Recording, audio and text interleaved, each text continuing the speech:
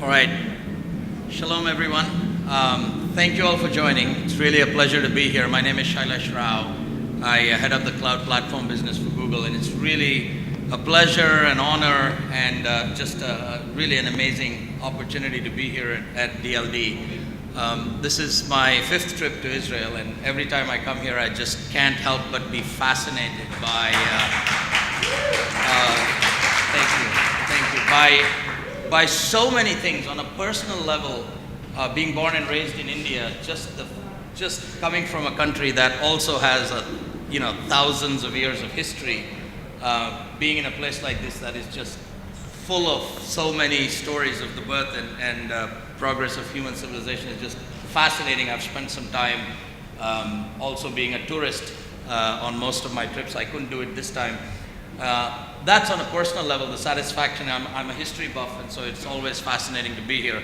The second thing is just the amount of stimulation that somebody like, I think all of us who are in this industry get from a place like this. I honestly believe, I'm sure this can be proven scientifically, but I don't think there is anywhere else in the world where there's more innovation happening per square yard of dirt as happens in this little part of the world. And yesterday I had a chance to meet just an incredible set of companies, and it's just mind-boggling. I think somebody should start a company in Israel to keep track of all the companies that are being started in Israel in your head and create some kind of a neural network to help you figure it all out. So again, thank you all for being here. And what I thought we'd talk about is, we were thinking about how can we talk about public clouds in a way that doesn't really just talk about what's the status quo, but maybe take the 15 years of history of Google as a company and see if there are some lessons that we've learned that have shaped our thinking, and maybe help some of you think about your own journey on the cloud in a way that might make sense and useful to all of you. This is a fascinating chart to me, and I think I'm expecting, if you've not seen this, most of you will be surprised. But in 1957, the average age of a company in the S&P 500 was 75 years. So you have had to be around for 75 years. And that came with 75 years of pain and growth and sweat and tears and blood to get into this S&P 500. Last year, the average age was 10 years.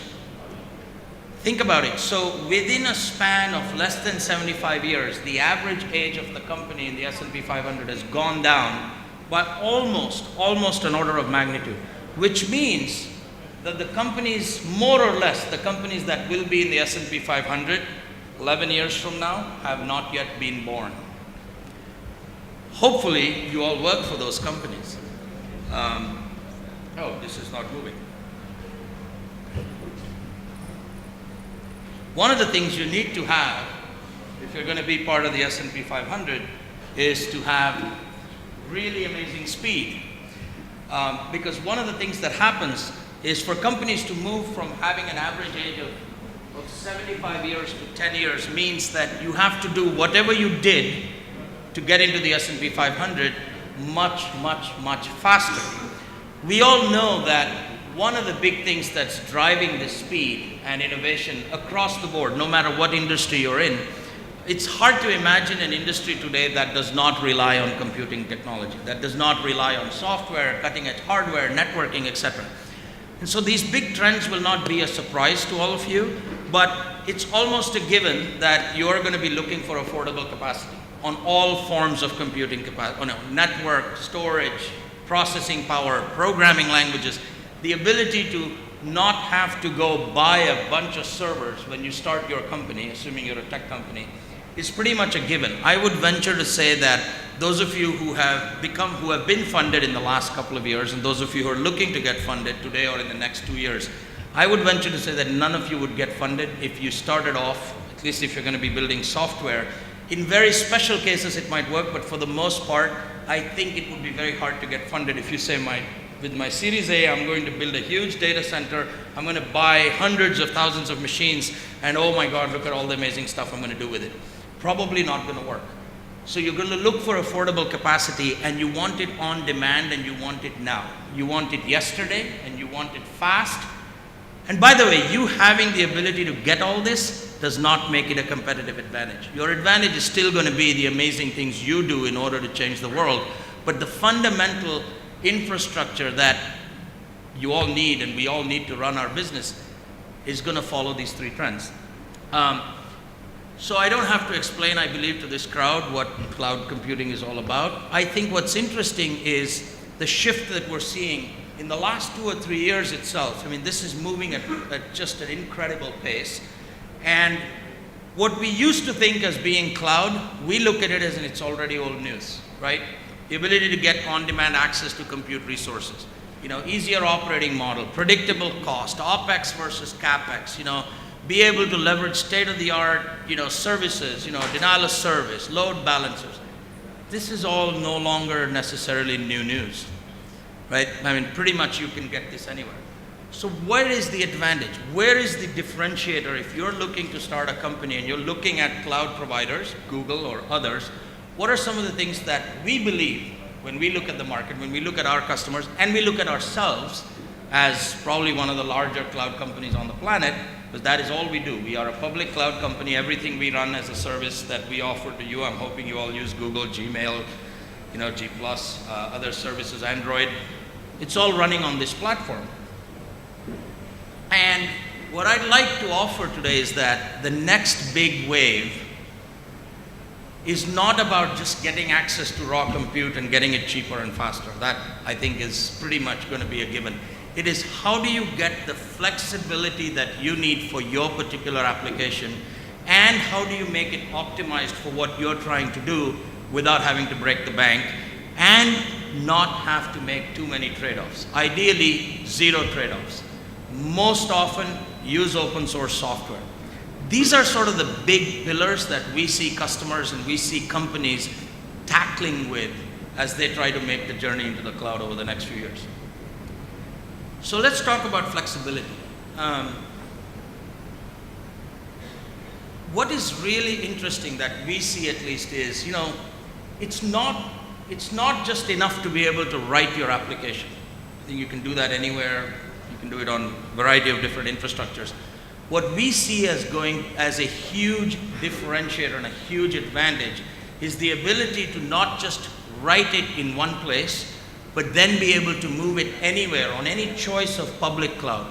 Heck, it doesn't even have to be a public cloud. Be able to move it between private clouds, between hybrid clouds, and not just the ability to containerize or contain your application logic in such a way that it is very easy to write, but also make it easy to move and deploy anywhere you want.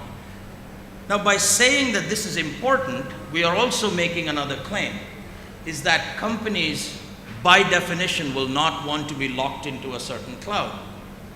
So by supporting container technologies like we do at Google, and some of you might have caught our news, we announced our support for Docker. We also announced some amazing technology called Kubernetes, which we now open sourced, which is based on our own version of cluster management that we do inside containers at Google. It makes it as likely for somebody to move off of our platform as it does for someone to move on our platform. Because the whole point of flexibility as we see it is that you need the ability to write your application anywhere and move it around whatever infrastructure, public, private, one companies, multiple companies. That we believe is the future. And I don't think anybody will disagree, because you don't want to lock yourself into one infrastructure. Nobody's, ours, somebody else's. And so we think that this represents the next generation of cloud computing. And the ability for you to have the flexibility to run your applications anywhere, we think will be a defining factor for people's decisions moving forward. And which is why it's not just one of the reasons why we support it, it's also how we develop applications internally ourselves, right? So every week, we spin up a couple of billion containers. Everything at Google is written in a container and spun up across, well, for Google within our data centers, but it follows the same logic that we believe other companies will be following. It's still early days, so this is kind of cutting edge, so we might be proven wrong, but we feel fairly certain that this is how it's going to move moving forward. Here's an example of just one of our recent announcements we had with Docker. and Kubernetes, which is basically an open source cluster manager that allows you to manage a set of containers, Docker containers or other open source containers, and be able to move them, again, in any environment you choose. Why do we think this is how the world is moving? Don't just take our word for it. Look at the companies that have signed up to be part of Kubernetes. Red Hat, Microsoft, VMware, IBM, Mesosphere, CoreOS. These are all other providers of clouds that have all come together on this bandwagon saying, yeah, this kind of makes sense. It kind of makes sense for us to be able to allow people to move whichever way they want. So I remember there was a lot of debate about people saying, yeah, but aren't you preventing people from staying on your cloud? Yeah, maybe.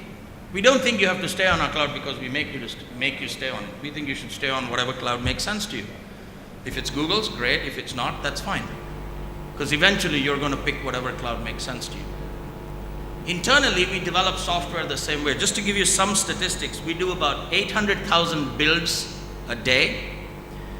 We do about 2 petabytes plus of build outputs. There's 20,000 plus people doing 35,000 change lists every day. And we do 100 million plus test cases every day internally at Google. That allows us to build software at the pace at which we build software. So this is not just us talking about how we think the rest of the world should develop. It's also how we develop software on our own. After optimization, we talked about flexibility. The next thing, so we talked about portability, and the other topic that I wanted to cover is of ports, which is if you take it down to the most fundamental level, whether it's at the network or the processor, there are also certain things we believe are going to define the future, right? It's a shared compute infrastructure, and it's high performance at every level, not just at certain layers of the stack, but highly performant systems at every layer of the stack. Software-defined networking, everyone talks about it, but we think that should not be an option. It shouldn't be a luxury. We think it should be just part of your offering. So at Google, we just make it part of our offering. We launched something called Andromeda. And this is not something we built because we think there's a market for it. It's how we run Google internally. And that's what makes us Google. And if you look at what we do with our cloud platform, we're just externalizing what we do internally and what runs on Google, and we're just making it available to everybody else. We think that network function virtualization should be baseline in the fabric, but we should also provide APIs to other people so you can use those services without having to go out and look for another piece of technology to do it. So when we think about optimization, and we think this is how the next generation of cloud computing will be defined, it's trying to bring that optimization layer to every part of the stack. And the place where you can get that would be beneficial to you, we believe, with native performance, full isolation, ridiculously high IOPS. Let me give you some data internally from Google, from what we've achieved internally. I'm not saying you might achieve it. Every application is different. But this is sort of the results that we've achieved with some of our optimization techniques that are part of our standard offering now, right? I won't go through it. I think you can see, in general, with optimization, with Andromeda, with our SDN and NFV features that are baked into the fabric, you get obviously pretty phenomenal results, right? Whether it's on data, whether it's on CPU, whether it's on, all of the different aspects. So my point here is, at the end of the day, if we look at the future of computing, and if we decide that flexibility and optimization are the two things around which companies are going to want to pivot, we believe that having an infrastructure that runs the kinds of loads that we do is probably a very good option. And so we're very excited about the things we're doing. We're not saying that we're going to be the only choice, because the one message I want to leave you with, if anything, is the following. I think each one of you, as you look at what infrastructure you're going to use, you have to find that perfect balance between flexibility and optimization. You saw how you could get both. But my point is, you need to find the perfect balance. You want the flexibility to be able to run applications on any cloud, move them around, and have it super portable. But at the same time, you want your stack to be optimized for what you're doing. If you're a gaming company, you probably want a different set of features than someone else who's doing video transcoding, or someone else who's going to run a B2B SaaS application. I don't think we've figured it out yet. I don't think anybody has, but my suggestion would be, if you're looking for a cloud vendor, and I'm not suggesting that's us, please don't get me wrong. My advice would be, look for something that provides the perfect balance for your application between flexibility and optimization. Because I believe fundamentally those are the two axes on which you will want to optimize. And if you do that, no matter which way you go, you should be successful. So the last point I want to make is, don't just follow the crowd. A lot of the things we did at Google wasn't because someone else was doing it. We've had to invent some of these things because no one else was doing it, which was fine, but because that's what we had to do for running our application. So as you look at cloud providers, Google's one of them, there are others. My ask to you would be, think about your application, think about why you were put on this planet, think about the way you're going to change the world, and for that particular application, what's the best infrastructure? And pick that. If it's Google, great, we'll be very happy. If it's not, we'll still be happy because you're changing the world at the end of the day. Thank you all very much.